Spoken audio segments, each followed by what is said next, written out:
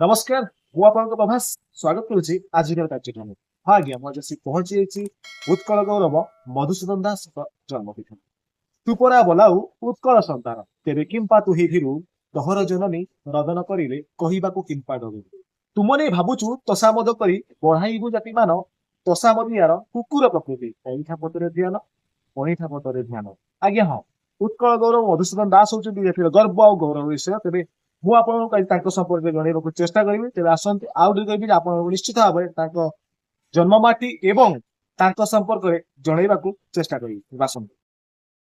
ଓଡ଼ିଆ ଭାଷା ଆନ୍ଦୋଳନର ମୁଖ୍ୟ ପୁରୋଧା, ଲେଖକ ଓ କବି କହିଲେ ଯାହାଙ୍କ ନାମ ପ୍ରଥମେ ଆସିଥାଏ ସେ ଆଉ କେହି ନୁହନ୍ତି, ଉତ୍କଳ ଗୌରବ କୁଳବୁଦ୍ଧ ମଧୁସୂଦନ ଦାସ।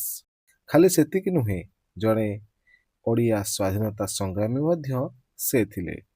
ସେ ଥିଲେ ଓଡ଼ିଶାର ପ୍ରଥମ ବାରିଷ୍ଟର, ପ୍ରଥମ ଗ୍ରାଜୁଏଟ୍, ପ୍ରଥମ ଓଡ଼ିଆ MA, ପ୍ରଥମ ବିଲାତ ଯାତ୍ରୀ ଓଡ଼ିଆ, ଓଡ଼ିଶାର ପ୍ରଥମ LLB, ପ୍ରଥମ ବିହାର ଓଡ଼ିଶା ବିଧାନସଭା ସଦସ୍ୟ, ପ୍ରଥମ ମନ୍ତ୍ରୀ, ପ୍ରଥମ ଜିଲ୍ଲା ପରିଷଦ ବେସରକାରୀ ସଦସ୍ୟ ଏବଂ ଭାଇସରାୟଙ୍କ ପରିଷଦର ପ୍ରଥମ ସଦସ୍ୟ, ଯାହାଙ୍କ ପ୍ରଚେଷ୍ଟା ଫଳରେ 1936 ମସିହା ଏପ୍ରିଲ 1 ତାରିଖ ଓଡ଼ିଶା ବିଚ୍ଛିନ୍ନାଞ୍ଚଳ ଏକତ୍ରିତ ହୋଇ ପ୍ରଥମ ଭାଷାଭିତ୍ତିକ ରାଜ୍ୟ ପ୍ରତିଷ୍ଠା ହୋଇଥିଲା।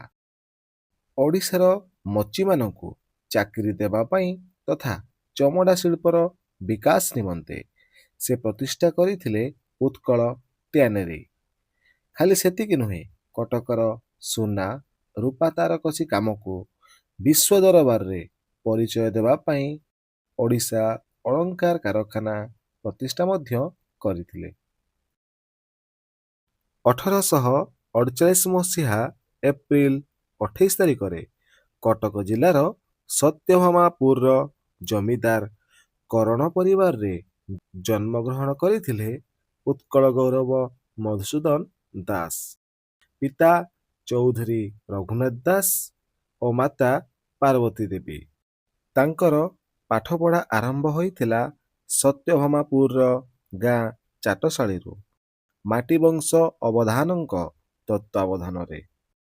13 ବର୍ଷ ବୟସରେ ଚାଟଶାଳୀ ପଢ଼ା ଶେଷ କରି ସେ ଗଲେ କଟକ ଓ ଇଂରାଜୀ ବିଦ୍ୟାଳୟରେ ନାମ ଲେଖାଇଲେ। ମାତ୍ର ଇଂରାଜୀ ବିଦ୍ୟାଳୟରେ ପାଠ ପଢ଼ିବା ପାଇଁ ତାଙ୍କ ପିତାମହୀ ବା ଆଈ ଘର ଆପତ୍ତି କରିଥିଲେ, କାରଣ ତାଙ୍କର ଆଶଙ୍କା ଥିଲା ଯେ ସେ ଇଂରାଜୀ ପଢ଼ିଲେ କିରସ୍ତାନ ବା ଖ୍ରୀଷ୍ଟିଆନ ହେଇଯିବେ। 1864 ମସିହାରେ କଟକ ସ୍କୁଲରୁ ଦ୍ୱିତୀୟ ଶ୍ରେଣୀରେ ଏଣ୍ଟ୍ରାନ୍ସ ପାସ୍ କରିଥିଲେ, ଆଜି ଯାହାକୁ ହାଇସ୍କୁଲ ସାର୍ଟିଫିକେଟ ପରୀକ୍ଷା କୁହାଯାଉଛି। ଏହାପରେ ସେ ବାଲେଶ୍ୱରରେ କିରାଣୀ ଚାକିରିଟିଏ କରିଥିଲେ। କିଛି ପଇସା ସଞ୍ଚୟ କରି ସେ ଉଚ୍ଚଶିକ୍ଷା ନିମିତ୍ତ ଚାନ୍ଦବାଲି ଦେଇ ଧୂଆଁକଳ ଚାଳିତ ନାଁରେ କଲିକତା ଯାତ୍ରା କଲେ। 1870 ମସିହାରେ ସେ BA ପରୀକ୍ଷାରେ କୃତକାର୍ଯ୍ୟ ହୋଇଥିଲେ।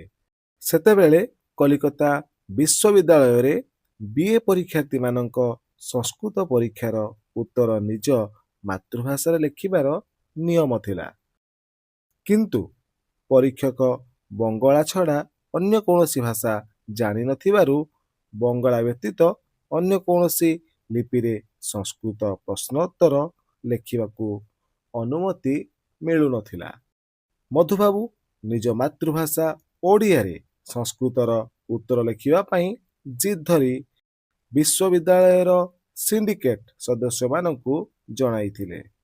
ଆଉ ସେଠାରୁ କୌଣସି ସୁଫଳ ନ ମିଳିବାରୁ ସେ ତତ୍କାଳୀନ Banga, Bihar, Odisha lieutenant governor sir William ଗ୍ରେଙ୍କ ନିକଟକୁ ଏକ ଟେଲିଗ୍ରାମ ପ୍ରେରଣ କରିବା ପରେ ଗ୍ରେଙ୍କ ହସ୍ତକ୍ଷେପ ପରେ ସେ ଓଡ଼ିଆରେ ନିଜର ଉତ୍ତର ଲେଖିଥିଲେ। ପରବର୍ତ୍ତୀ ପର୍ଯ୍ୟାୟରେ ଉଚ୍ଚଶିକ୍ଷା ଆଗ୍ରହୀ ଥିବା ମଧୁବାବୁ ଅମ୍ବିକା ପ୍ରସାଦ ହାଜିରା ନାମକ ବଙ୍ଗୀୟ ଖ୍ରୀଷ୍ଟିଆନ ପାଦ୍ରୀଙ୍କ ସହଯୋଗରେ ଇଂରାଜୀ ସାହିତ୍ୟରେ MA ପାସ୍ କଲେ ଏବଂ କଲିକତାର କେତେକ ସ୍କୁଲରେ ଶିକ୍ଷକତା କରିଥିଲେ। ନିଜର ଗୁଣ ଓ କର୍ମନିଷ୍ଠା ବଳରେ ସେ କଲିକତାର ଶ୍ରୀରାମପୁର କଲେଜରେ ଅଧ୍ୟାପକ ଭାବରେ ନିଯୁକ୍ତି ହେଲେ। ଛାତ୍ରଛାତ୍ରୀମାନଙ୍କ ଅତି ପ୍ରିୟ ମଧୁବାବୁ ଇତିମଧ୍ୟରେ କଲିକତା ବିଶ୍ୱବିଦ୍ୟାଳୟରୁ BL ପାସ୍ କରିସାରିଥିଲେ। କଲିକତା କଲେଜ ପିଲାମାନେ ଏଣ୍ଟ୍ରାନ୍ସ ପରୀକ୍ଷା ପାସ୍ କରିବା ପାଇଁ ସହାୟକ ପୁସ୍ତକ ମଡେଲ କ୍ୱେଶ୍ଚିନ୍ସ ରଚନା କରିଥିଲେ। ନିଜ ପେଟ ପାଟଣା ପାଇଁ ଅନେକ ଓଡ଼ିଆ କଲିକତାରେ ଚାକିରି କରୁଥିଲେ। ସେମାନଙ୍କ ଶିକ୍ଷାଗତ ଉନ୍ନତି ପାଇଁ ମଧୁବାବୁ କଲିକତାରେ ନୈଶ୍ୟ ବିଦ୍ୟାଳୟ ସ୍ଥାପନ କରିଥିଲେ। ଓକିଲ ହେବା ପରେ ମଧୁବାବୁ ପ୍ରଥମେ 24 ପ୍ରଗଣା ଅନ୍ତର୍ଗତ ଆଲିପୁର କୋର୍ଟରେ ଓକିଲାତି ଆରମ୍ଭ କରିଥିଲେ।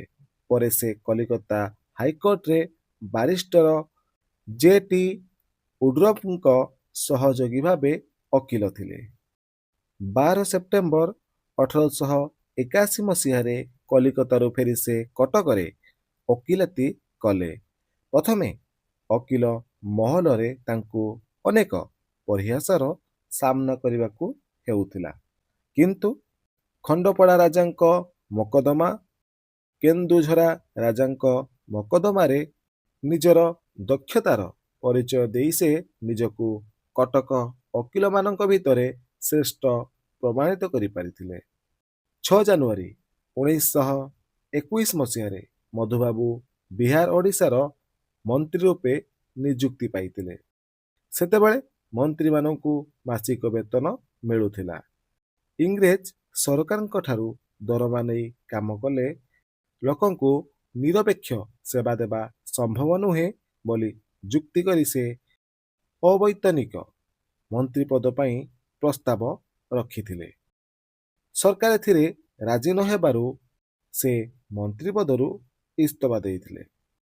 1903ରେ ସେ ଉତ୍କଳ ସମ୍ମିଳନୀ ଗଠନ କରି ଉତ୍କଳ ସମ୍ମିଳନୀର ପ୍ରଥମ ଅଧିବେଶନ କଟକରେ ବସାଇଥିଲେ। 1934 ମସିହା ଫେବୃଆରୀ 4 ତାରିଖ ଦିନ ମଧୁବାବୁଙ୍କ ଦେହାନ୍ତ ହୋଇଥିଲା। ଉତ୍କଳ ଗୌରବ ମଧୁସୂଦନ ଦାସଙ୍କ ସମ୍ପର୍କରେ ଏତେ କମ୍ ସମୟରେ ଜଣାଇବା ଆପଣମାନଙ୍କୁ ସେତିକି ସମ୍ଭବ ନୁହେଁ। ଆଗାମୀ ଦିନରେ ଆପଣଙ୍କୁ ଜଣାଇବାକୁ ଆମେ ଚେଷ୍ଟା କରିବୁ।